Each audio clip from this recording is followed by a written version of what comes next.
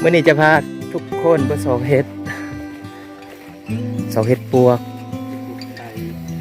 เห็ดพึ่งเห็ดพึ่ง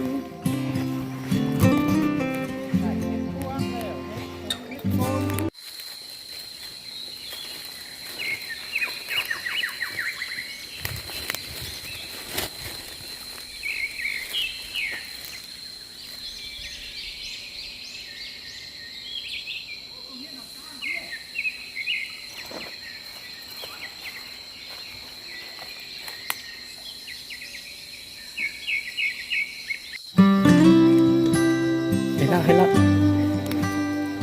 เด็ตัวนี้2 ถ้วยโคนครับอีกโคนอุตบก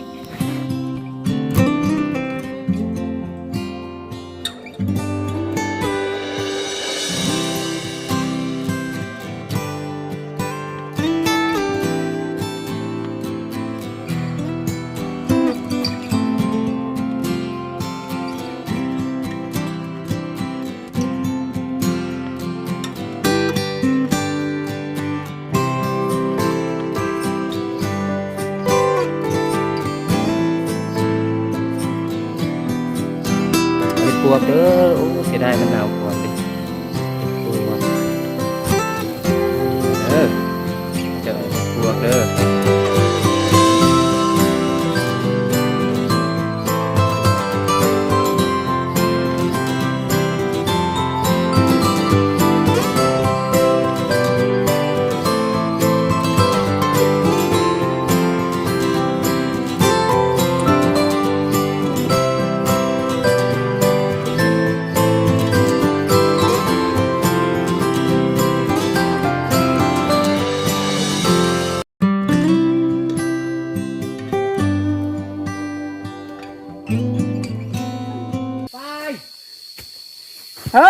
มีเห็ดบ่เห็นแม่เด้อกูขี้อยู่เด้อพี่คุดเนี่ยอย่ามาเด้ออย่ามาเด้อ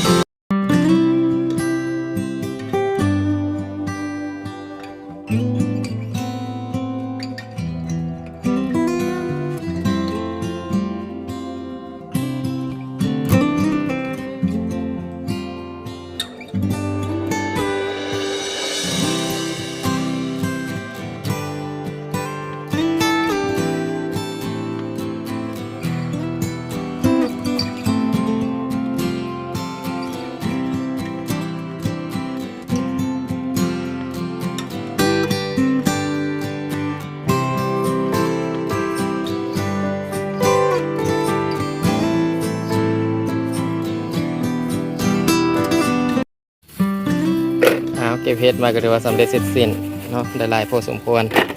มันมีหลายหลายชนิดเนาะตัวนี้เป็นเห็ดเป็นกินบ่ได้ตัวนี้นะได้หลายอยู่